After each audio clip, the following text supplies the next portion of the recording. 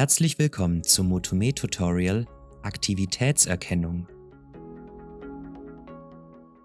Im freien Training starten die Motomed-Bewegungstherapiegeräte grundsätzlich im Passivmodus. Sobald eine aktive Drehbewegung vom Motomed erkannt wird, wechselt die intelligente Motorsteuerung automatisch in den Aktivmodus, indem Sie mit eigener Muskelkraft gegen fein dosierbare Bremswiderstände trainieren.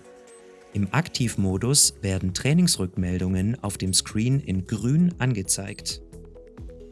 Erkennt das Motomed keine aktive Drehbewegung mehr, wechselt die intelligente Motorsteuerung automatisch wieder in den Passivmodus und die Trainingsrückmeldung färbt sich orange. Die Empfindlichkeit der Aktivitätserkennung kann individuell eingestellt werden. Wählen Sie dazu im Homescreen den Button Einstellungen und im folgenden Menü auf der zweiten Seite den Button Sensoren. Wird die Aktivitätserkennung auf empfindlich eingestellt, bewirkt dies einen Wechsel in den Aktivmodus nach einer halben aktiven Umdrehung. Auf normal eingestellt erfolgt die Erkennung nach einer ganzen aktiven Umdrehung und bei unempfindlich nach 1,5 komplett aktiven Umdrehungen.